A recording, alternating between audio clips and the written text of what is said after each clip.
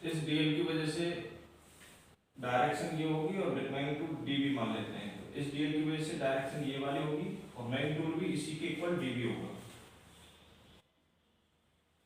ठीक है, अब इसको थीटा मान लिया जाए तो ये भी थीटा होगा, ये थीटा, ये 90।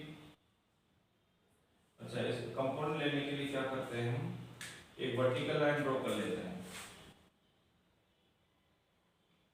ठीक है, तो ये थीटा है तो ये 90 माइनस थीटा, ऐसे ये टोटल 90 है तो ये 90 माइनस थीटा तो फिर ये थीटा हो जाएगा, और फिर जब ये थीटा है तो ये 90 माइनस थीटा हो जाएगा। जैसा डायग्राम इस लाइन के एक्सिस के ऊपर है वैसे ही नीचे, तो जब ये 90 माइनस थीटा तो ये भी 90 माइनस थीटा हो जाएगा, तो फिर ये थीटा हो जाएगा, तो फिर ये 90 माइनस थीटा हो जाएगा। ठीक है, तो अब इस डीवी, ये जो दो डीवी है इनके कंपोनेंट लेके हम रिजल्टेंट निकालेंगे। तो इस डीवी का इधर कंपोनेंट आएगा डीवी साइन थीटा, और इस डीवी का इधर आएगा डीवी कॉस थीटा। ऐसे इस डीवी का एक्सिस की डायरेक्शन में आएगा कंपोनेंट डीवी साइन थीटा, और ये वर्टिकली डाउन आएगा डीवी कॉस थीटा। तो ये डीवी cos थीटा अपोजिट में और इक्वल है तो कैंसिल हो जाएंगे, लेकिन ये dv sin theta same direction में, तो ये ऐड होकर डबल हो जाएंगे। तो जब दो डीएल हम एक साथ अपोजिट में एज्यूम करते हैं इसकी सर्कमफ्रेंस पे, तो दो डीवी sin थीटा रिजल्टेंट मिलता है। तो 2dl की वजह से कितना मिलता है, 2dv sin थीटा, तो एक डीएल की वजह से कितना, कॉस कंपोनेंट तो कैंसिल हो रहे हैं, तो हमें जो रिजल्टेंट मिलेगा वो साइन कंपोनेंट की वजह से ही मिलेगा। तो दो डीएल की वजह से कितने साइन कंपोनेंट है, दो साइन कंपोनेंट है, तो एक डीएल की वजह से एक साइन कंपोनेंट होगा। ठीक है, लेकिन हमें केवल एक डीएल की वजह से नहीं चाहिए, हमें तो इसकी सर्कमफ्रेंस में जितने भी डीएल हैं उन सबकी वजह से चाहिए। तो सबकी वजह से रिजल्टेंट सपोज करते हैं वी है, सबकी वजह से रिजल्टेंट, तो वो जो रिजल्टेंट मिल रहा है हमें किसके कंपोनेंट के एडिशन से मिलेगा, साइन कंपोनेंट के एडिशन से मिलेगा। तो रिजल्टेंट मिलेगा साइन कंपोनेंट के एडिशन से। तो साइन कंपोनेंट का मैंने समेशन कर दिया, मतलब सिग्मा का, तो ये टोटल रिजल्टेंट आ गया पी पॉइंट पर, इस एक्सियल पॉइंट पर। अब डीवी की वैल्यू पुट कर दो, डीवी की वैल्यू कितनी होगी, डीवी की वैल्यू देखिए म्यू नॉट अपॉन 4 पाई आई डीएल। डीवी की वैल्यू यहाँ पे इस सर्कमफ्रेंस इस तरीके से है ना, रिएक्टर में इस तरीके से। अब इस पर कहीं पे भी डीएल एज्यूम करके फिर मैं एक्सियल कोड की तरफ जाऊंगा, तो वो जो डीएल की डायरेक्शन है वो तो सर्कमफ्रेंस की डायरेक्शन में, और सर्कमफ्रेंस के परपेंडिकुलर, मतलब डीएल के परपेंडिकुलर में पी की तरफ जा रहा हूँ, ये परपेंडिकुलर जा रहा हूँ, इसका मतलब थीटा की वैल्यू 90 डिग्री है। Mu not I dl sine 90 degree upon r square. तो साइन 90 की वैल्यू कितनी हो जाएगी 1, तो ये क्या रहेगा डीवी की value mu not I dl upon 4 pi r square, क्योंकि साइन 90 तो 1 हो जाएगा। यहाँ पे डीवी की वैल्यू पुट कर दो, डीवी की वैल्यू ये वाली पुट कर दो, mu not I dl sine 90 upon 4 pi r square, आगे साइन थीटा है। अब जो कॉमन आएगा उसको कॉमन ले लेंगे, तो B equal to sigma mu not I dl upon 4 pi r square, ये साइन 90 तो 1 हो गया, into sine theta. Sine theta की वैल्यू ट्रायंगल से पुट करेंगे, देखो या तो इस ऊपर वाले ट्रायंगल से पुट कर दो, या फिर ये जो नीचे का ट्रायंगल है इससे साइन थीटा की वैल्यू पुट कर दो। जैसे हम इस ऊपर वाले रेक्टेंगल ट्रायंगल से साइन थीटा की वैल्यू पुट करेंगे तो क्या होगा, साइन थीटा क्या होता है, परपेंडिकुलर अपॉन हाइपोटेन्यूज। परपेंडिकुलर क्या दिखाई दे रहा है, कैपिटल आर, और hypotenuse small r, capital R upon small r. तो v इक्वल टू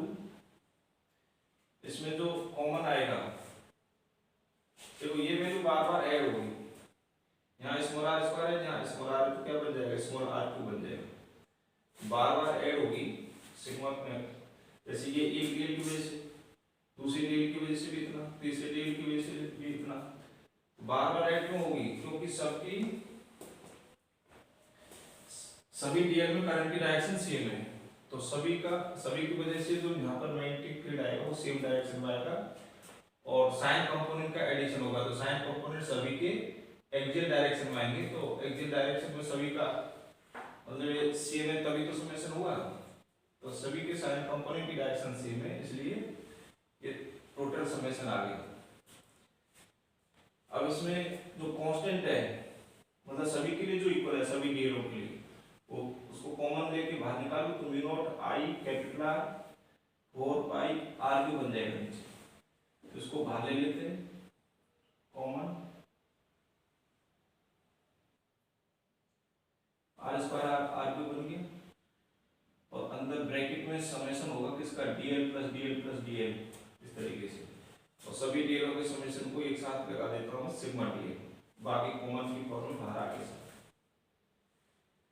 तो ये सिग्मा डीएल क्या होगा, सभी डीएल का समेशन क्या होगा, सर्कमफ्रेंस की लेंथ, सर्कमफ्रेंस की लेंथ क्या होगी, इसकी रेडियस हम क्या लेके चल रहे हैं, कैपिटल आर, तो सर्कमफ्रेंस की लेंथ होगी 2 pi capital R, b equal to 4 pi small r cube 2 pi capital R, b equal to mu not I 2 pi, r into R क्या हो जाएगा, R square upon 4 pi small r, 2 से 4 2 times, 5 से pi cut, b equal to mu not I R square नीचे 2 small r, small R की value क्या होगी, देखो यहाँ से स्मॉल आर की वैल्यू देखो, पाइथागोरस से स्मॉल आर की वैल्यू आ जाएगी, तो इसमें x और r, जैसे थीटा के सामने वाली परपेंडिकुलर, तो ये बेस हो गई, स्मॉल आर हाइपोटेन्यूज हो गया, तो पाइथागोरस थ्योरम से स्मॉल आर की वैल्यू होगी capital R square plus x square, तो ये स्मॉल आर की वैल्यू यहाँ पे पुट कर दो, तो b equal to mu not I capital R square upon 2 small R की value R square plus x square का अंडर रूट, और अंडर रूट की फिर पावर 3, तो 3/2 पावर बन जाएगी, तो ये 1 टर्न की वजह से मैग्नेटिक फील्ड है। अब n टर्न्स की वजह से लिखेंगे तो n टर्न सभी सिमिलर है, सभी की रेडियस सेम है, सभी में करंट का मैग्नीट्यूड सेम है, सभी में करंट की डायरेक्शन सेम है, तो n टर्न्स की वजह से तो लिखेंगे तो n से मल्टीप्लाई कर देंगे, ये 1 टर्न की वजह से, तो ड्यू टू n टर्न्स लिखेंगे, now due to n turns, तो b इक्वल टू कितना हो जाएगा, n से मल्टीप्लाई कर दो इसको, mu nought n I R square upon 2 R square plus x square की पावर 3/2, ये due to n turns magnetic field आ गया at axial point of coil of current carrying coil, ठीक है।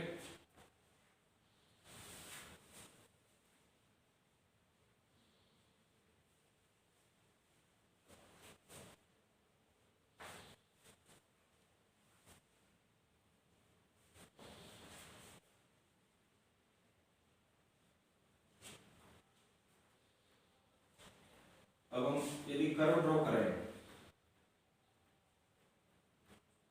between magnetic field and distance from center along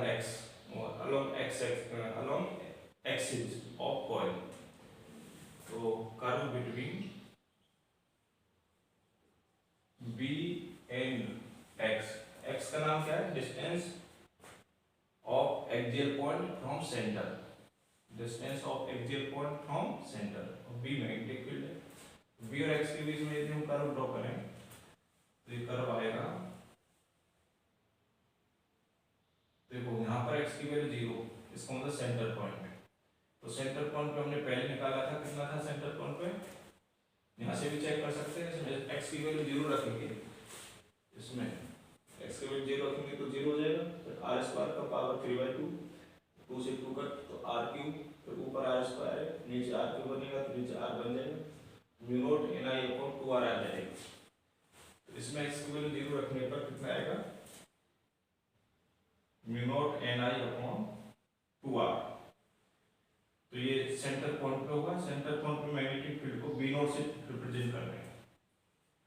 तो ये centre पर magnetic field की हाइट होगी, इतना मैग्नेटिक फील्ड है सेंटर पर। अब सेंटर से हम लेफ्ट में भी जा सकते हैं और राइट में, जैसे ये कॉल है, ये तो सेंटर पॉइंट है जहाँ पे x की वैल्यू 0। अब x हम राइट में भी जा सकते हैं और x लेफ्ट में भी जा सकते हैं। रेडियस इसकी r है, करंट इसमें आ रही है, ठीक है। तो राइट में जाएंगे तो भी डिक्रीज होगा और लेफ्ट में जाएंगे तो भी डिक्रीज होगा, तो सिमिलर है। अब राइट में जाओ डिस्टेंस है, लेफ्ट में जाइए, अब ये सेम वे में दोनों तरफ डिक्रीज होगा, इन्फिनिटी पे जाके 0 हो जाएगा, इधर इन्फिनिटी पे जाके 0 हो जाएगा, इन्फिनिटी पे क्यों 0 हो जाएगा, तो x की वैल्यू जब हम इन्फिनिटी पुट करेंगे तो नीचे इनफाइनाइट बन जाएगा, और जब नीचे इनफाइनाइट बन जाएगा तो b की वैल्यू 0 हो जाएगी। तो बोथ साइड में इन्फिनिटी पर, इधर भी इन्फिनिटी पे 0 और इधर भी इन्फिनिटी पे 0, और सेंटर पर मैक्सिमम कितना, म्यू नॉट ni/2r। अच्छा, इसमें ये जो पॉइंट है यहाँ पे कर्व की कर्वेचर चेंज हो रही है, देखो यहाँ कर्वेचर की डायरेक्शन ये और यहाँ पे कर्वेचर की डायरेक्शन ये, तो यहाँ कर्वेचर की डायरेक्शन चेंज हो रही है इन दो पॉइंटों पे, है ना। इन पॉइंटों की जो डिस्टेंस होती है सेंटर से, वो रेडियस की हाफ होती है, मतलब r/2 होती है।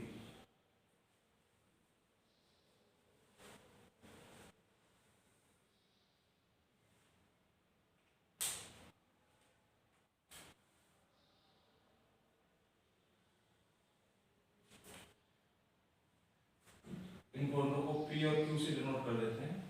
तो यहाँ पे जैसे यहाँ कर्वेचर इस डायरेक्शन में, तो इधर इस डायरेक्शन होगी, तो यहाँ पे ये अप्रोक्स स्टेट हो गया।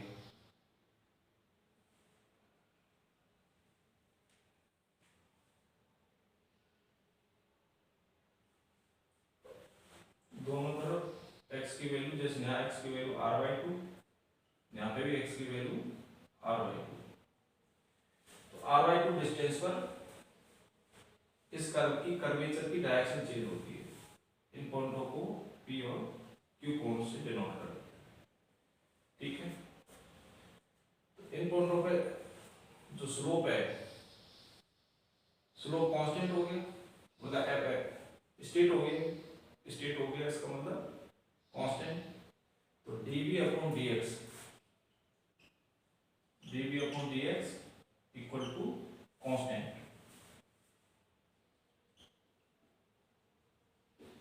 और डबल डिफरेंशिएशन करेंगे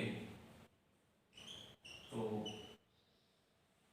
जब ये वैल्यू कांस्टेंट है तो इसका हम डबल डिफरेंशिएशन कर रहे हैं स्लोप का, स्लोप मतलब m कह दो,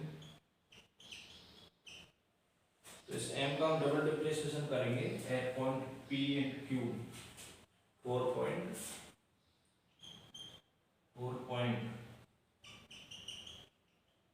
P and Q, m equal to slope equal to dv/dx, क्या रहता है दोनों पॉइंटों पर कांस्टेंट रहता है, क्योंकि कर्व स्टेट हो गया दो पॉइंटों, है ना। किसी मूवमेंट पे स्टेट हुआ है, पहले कर्वेचर ऐसे थी, बाद में कर्वेचर ऐसे हो गया, कि यहाँ पे स्टेट हो गया, स्टेट हो गया तो मतलब स्लोप कांस्टेंट हो गया। तो अब इसका हम डबल डिफरेंशिएशन करेंगे स्लोप का, d/dx, स्लोप का मतलब m का, तो वो क्या होगा डबल डिफरेंशिएशन, क्योंकि m क्या है कांस्टेंट, तो कांस्टेंट का डिफरेंशिएशन 0। फिर m की वैल्यू पुट कर दें, m क्या है dv/dx, m की वैल्यू पुट करेंगे तो dv/dx इक्वल टू 0, इसका डबल डिफरेंशिएशन डिप्रेसिएशन को ऐसे लिख सकते हैं d two B upon B x square equal to d two. At point P and Q B का एक्स के रेस्पेक्ट में डबल डिप्रेसिएशन 0 होता है, यानी कह दो बी का एक्स के रेस्पेक्ट में सिंगल डिप्रेसिएशन कांस्टेंट होता है, मींस स्लोप कांस्टेंट होता है। तो इन पी पॉइंट और क्यू पॉइंट पर कर्व की कर्वेचर की डायरेक्शन चेंज होती है।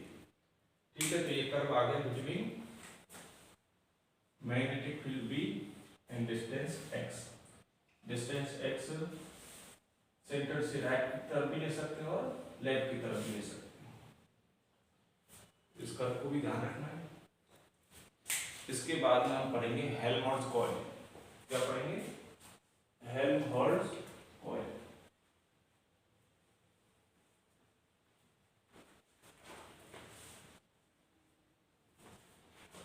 हेल्महोल्ट्ज कॉइल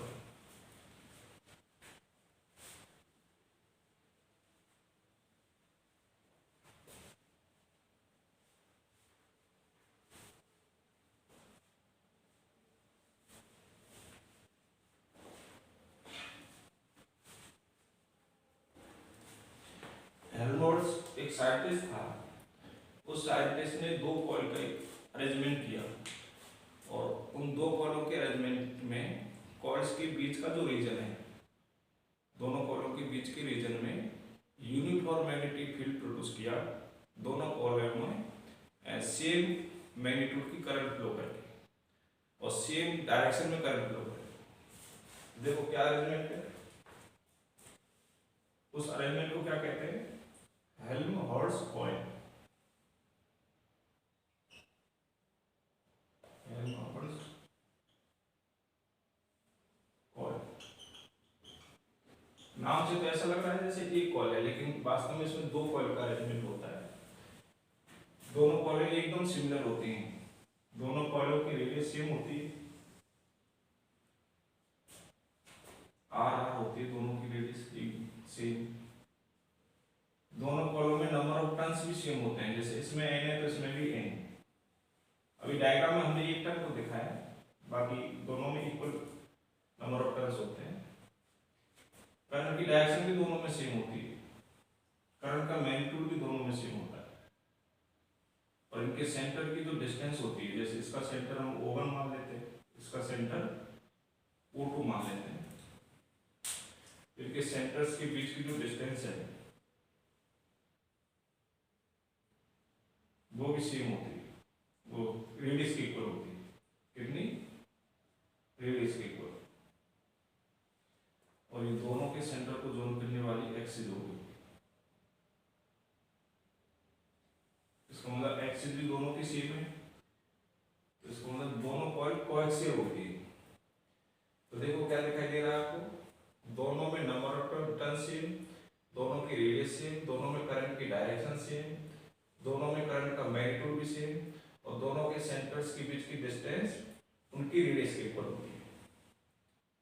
तो ऐसा अरेंजमेंट किसने किया? ऐसा अरेंजमेंट किया हेल्महोल्ट्ज ने, दो कॉइलों का अरेंजमेंट। अब इस अरेंजमेंट को करके उसने क्या पाया कि दोनों कॉइलों के बीच में जो ये रीजन है, इस कॉइल और इस कॉइल के बीच में जो ये रीजन है, इस रीजन में यूनिफॉर्म मैग्नेटिक फील्ड पाया। क्या पाया? Uniform magnetic field.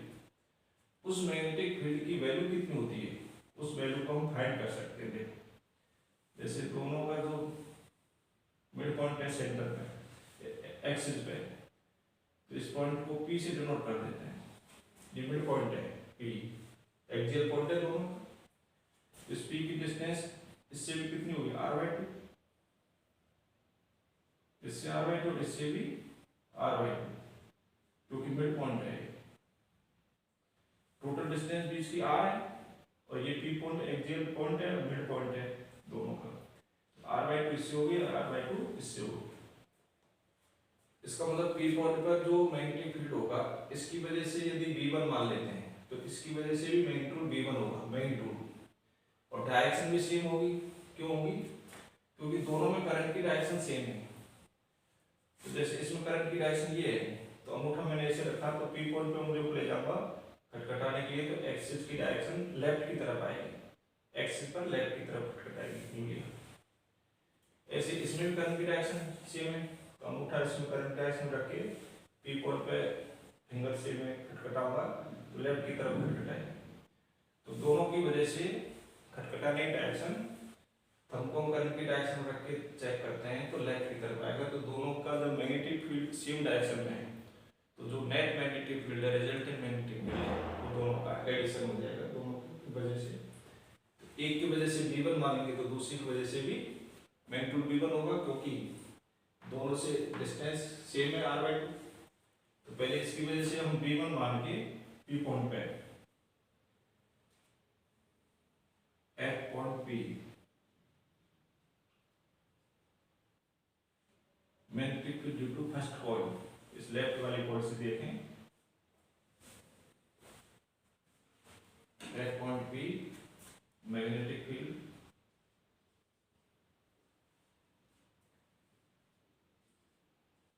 Due to one coil के due to one coil. Suppose V1 है तो V1 की वैल्यू कितनी होगी फॉर्मूले से, एक्सियल फोर्स का फॉर्मूला लगेगा। एक्सियल फोर्स का फॉर्मूला क्या है, μ0 Ni। जैसे टोटल टर्न्स इसमें n लेके चल रहे हैं, दिखाएगा डायग्राम में एक टर्न है लेकिन n टर्न्स हैं, दोनों में इक्वल टर्न्स हैं, n है। तो इस एक कॉइल की वजह से μ0 Ni I r² 2 bracket r² plus x², लेकिन x की वैल्यू कितनी है इस p की, r/2 का स्क्वायर,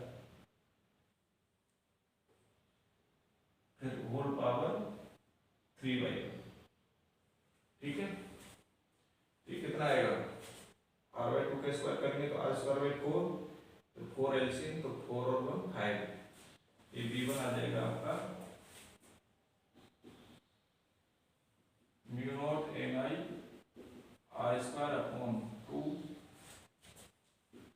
5r²/4 की power 3/2। V1 equal to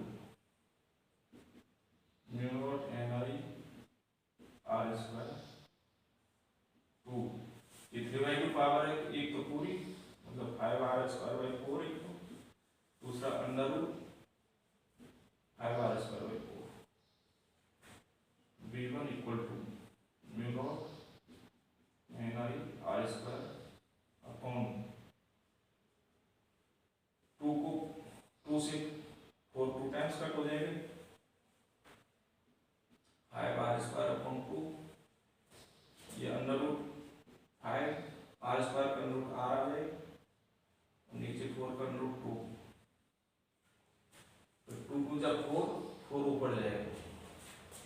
V1 equal to 4 μ0 Ni r² से r² कट, नीचे 5/5, तो ये r। तो ये एक कॉइल का मैग्नेटिक फील्ड है at point P, at mid point P। तो दूसरी कॉइल का भी इतना ही होगा, तो दोनों कॉइलों का कितना हो जाएगा इसका double, at point P due to both coil.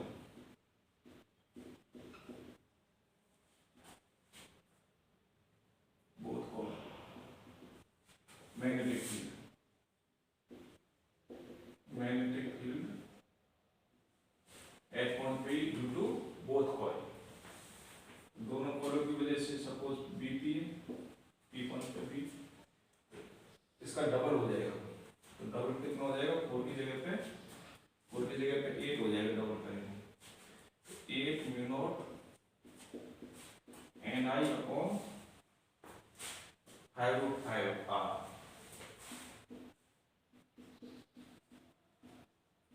ठीक है, अब इसको यदि हम